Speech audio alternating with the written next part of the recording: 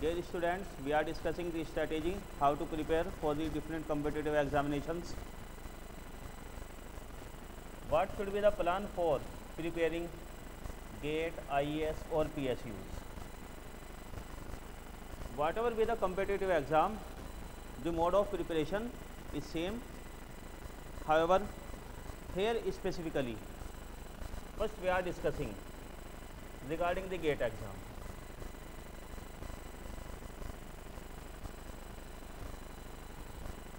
GATE exam preparation. Later we will discuss that whatever be the preparation has been done for GATE exam, that can be extended further for IAS exam also. Rather, there is some additional thing in the engineering service exam. Now, regarding the GATE exam, first thing is that syllabus is very compact.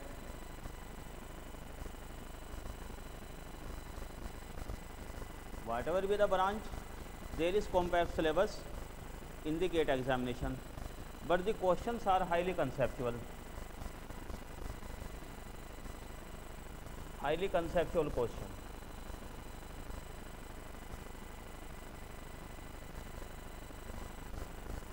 Means questions are not direct formula based or direct statement based. Questions are based on the basic concepts. Chances of mistakes are more.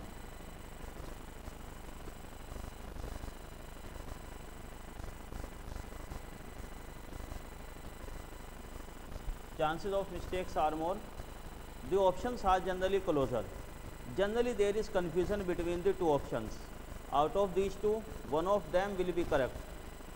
It is generally seen easily, but which one will be the correct option? That becomes somewhat difficult to search out. That's why what one need is the conceptual clarity.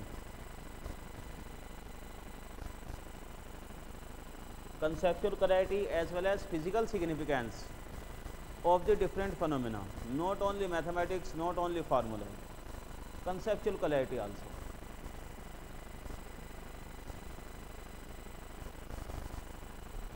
So, for this purpose, one is needed to refer standard textbooks.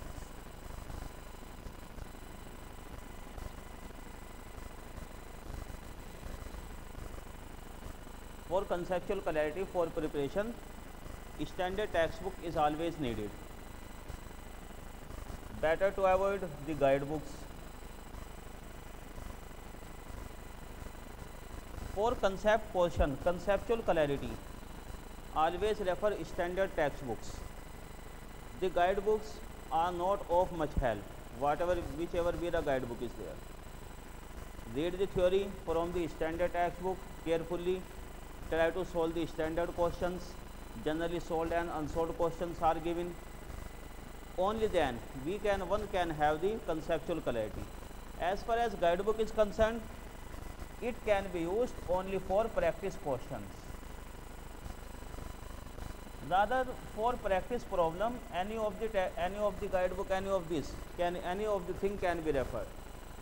But first, at the start, only standard textbooks.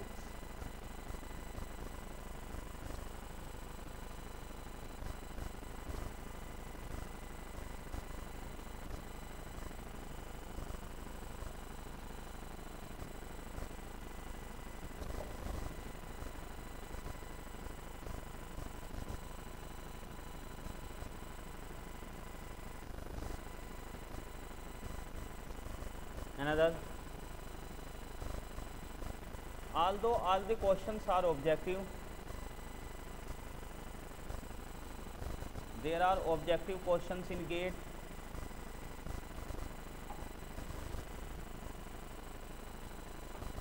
But it doesn't mean that simply by remembering the formula, if we memorize the formula, the question can be solved. No. This thing generally not happens in the GATE exam.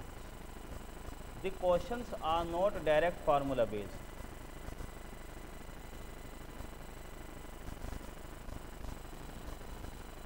Rather, There are many questions what are based upon the conditions behind the formula. In what condition a particular formula is valid. Okay, that's why it doesn't mean that no derivation is required. There is common illusion among the students that the conventional questions are there only in engineering service examinations. For that we need the derivation of the formula, so there is no need to carry out the derivation for any formula etc. for the GATE examination or PSU examination. No, actually to have the conceptual clarity, what we are insisting again and again, one is needed to do the derivation. The derivations of important formulae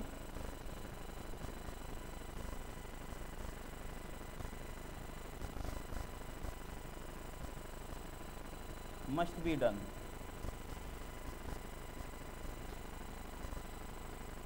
In between, if there is some mathematical portion in the derivation process, like there is some integration etc., there is some Laplace transform, obviously that can be left out, but the procedure for derivation must be known, so that we can see what are the conditions for validity of this formula. Depending upon the subject to subject, topic to topic, there are different types of formulae are there. Some of them complete derivation,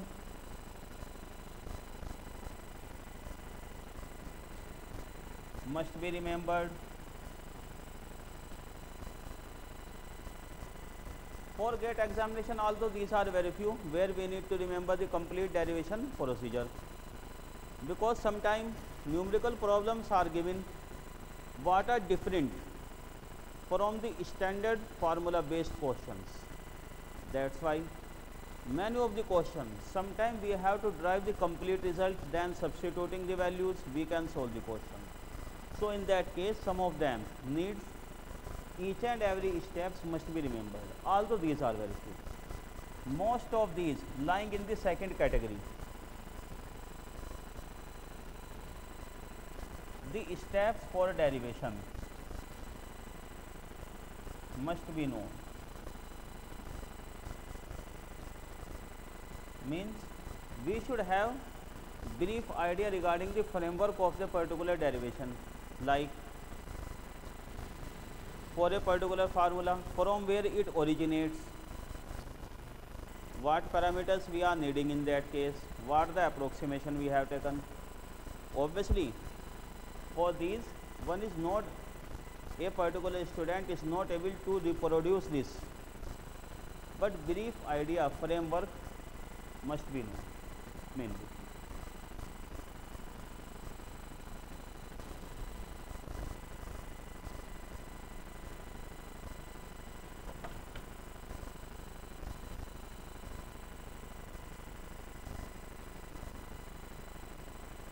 What are the formulae important? What must be remembered in this manner? It can be decided on obviously from topic to topic. One more thing, as we have said earlier, standard textbook, there is no need to refer many textbooks for the same topic. Simply it is going to kill the time. Simply this is time consuming. Sometimes it may happen that a particular subject is not completely given in one standard textbook, but there also it is given that these two topics are given in this textbook, these two topics in some other, but for same chapter, same topic, no need to refer too many textbooks. Mainly for theory portion, numericals can be solved from anywhere, that is no problem, because there are sometimes different notations. Different notations are used in the different textbook, that is going to create the confusion. Better to save the time, try to refer a particular standard textbook and go for that. Similarly, For this purpose, which textbook, which topic, how much content is there, what to read, what not to read. Obviously this thing also we will discuss in the subject wise strategy, how much portion, for what portion, which textbook. It is advised, always it is advised to refer the classroom notes.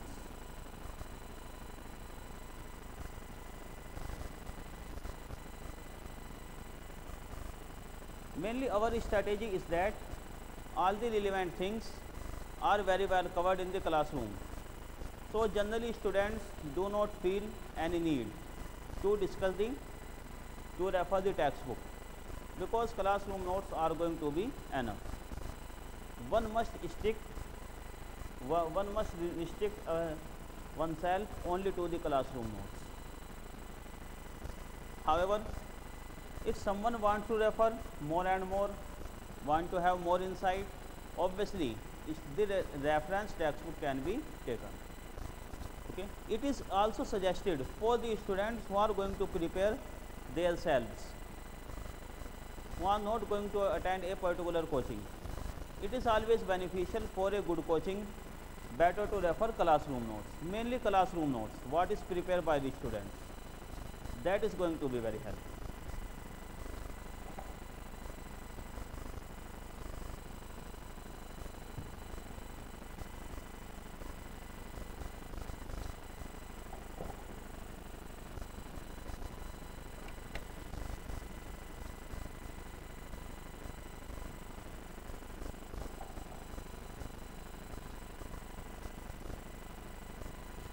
Now regarding how to read for practice purpose, practice problems, obviously the thumb rule wherever we can apply from the practice point of view. Rather than going to practice 4 or 5 questions ordinary, better to practice one question, quality question. Do not waste much time to practice the simple question, direct formula based question again and again, a lot of question. Do not think that we are having this much time, like say 60 or 70 hours we have assigned for a particular subject. It is better to practice many questions, as many as possible within this limited time. No, always try to search out the quality questions. Number of questions doesn't matter, few questions but quality questions, few but good quality questions. Obviously always one should refer the previous year questions, previous year solution, and from anywhere try to restrict yourself on the quality question. Obviously as many quality question as one can, depending upon the time one can devote.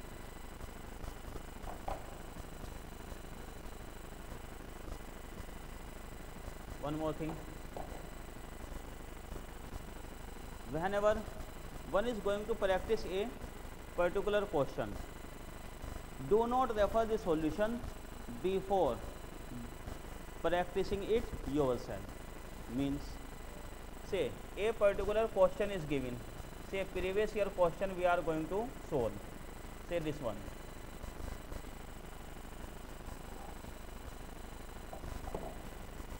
This particular question from the GATE 2013, a student want to solve it. What is the common mistake what is committed by most of the students is that solved question papers are given, very well they are available in the market, whether it is practice problem or previous year.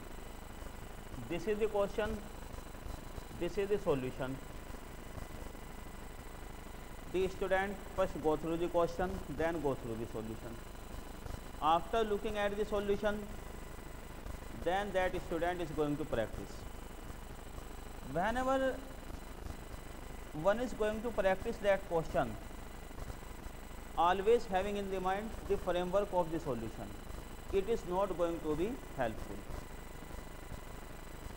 This is not the better way, that first refer the solution then solve it. It is simply one is going to repeat. No. First of all, see the question only. Look at the question.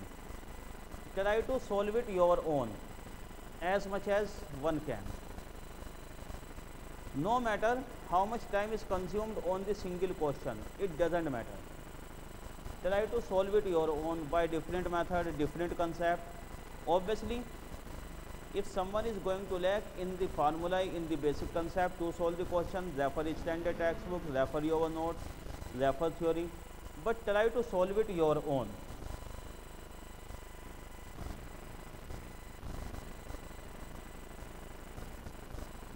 Your own, as far as possible, no matter how much time it is going to take, without referring the solution first.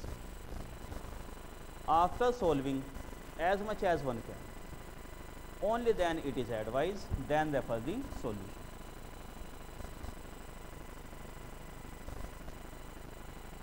Then you can see at what step you are going to lack, what step you are going to miss in this. Otherwise, one cannot have good practice of the questions. Moreover, try to reach to the final answer. In the numerical problem, the most common step, the most common mistake is that we apply the formula, finally at the final step we generally leave it. The calculator work we generally miss. Why? That it is the calculation, it will be done, or sometime in the integration, in the differentiation, these things we learn. No. Whatever be the simple question, whatever be the formula based, if it is having, whatever be that, try to reach always to the final answer. Means one must have very good practice to operate the calculator. It not only boosts up your confidence, but also more and more you are going to aware regarding the calculator function, because time management is also important in the GATE examination. In those 3 hours, how much time you are going to devote to the calculation, how much fast you are in the calculation, how much time you can see.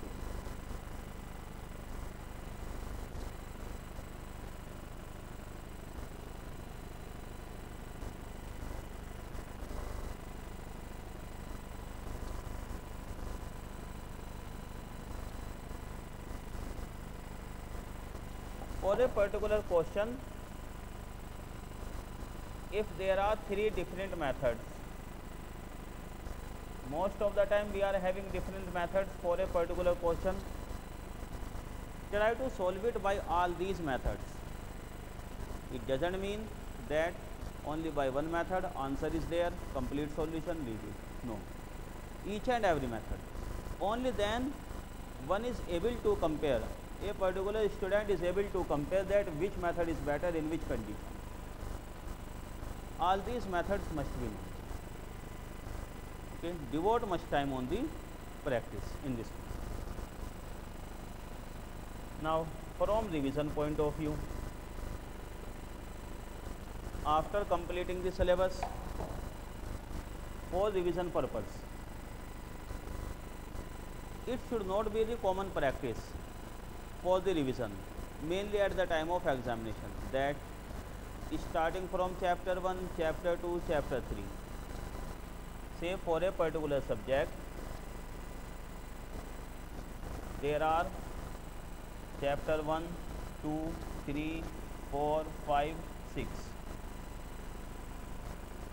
Obviously, at the initial stage when someone is going to prepare, start from here, proceed further, proper sequence. But at the time of revision, pick any subject randomly, any topic, say from here, not only from the theory, pick any question from chapter 3. No matter, after 3 months, one is going to have the revision, but pick any question from here. This is the question from chapter 3. As soon as we proceed to solve the question. It is needed that we need a particular formula or a particular step that is given in chapter 1. It may happen the question taken from chapter 3 requires the formula for chapter 1. Don't bother, carry on solving this question. If formula is needed, refer the formula here. To clarify this formula, we have to refer now the chapter 1, no matter how much time it is taking. Sometime it is needed. For this chapter 1, the subject X, we need to refer the subject Y. Go to that. Wherever there is the need, go to solve that particular question. Consider this like this question like a project, what is generally done in the 4th year. For that purpose, anything can be needed, any subject, any chapter, anything. Solve this question in this manner. Try to solve it completely without going to refer the solution. Obviously, if you are thinking that in this manner, simple one question, it takes 5 days. It doesn't matter. Don't be scared that one question requires 5 days. No. For this one particular question, it gives a lot of conceptual clarity, a lot of revision of the syllabus. Moreover, it gives the insight how to proceed for a particular question in the examination.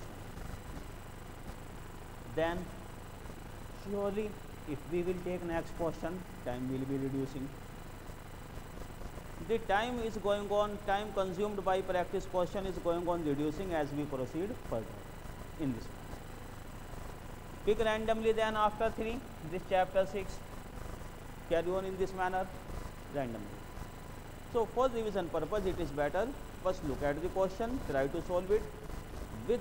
With that question, try to revise the theory whatever we require. It gives a lot of confidence to proceed further.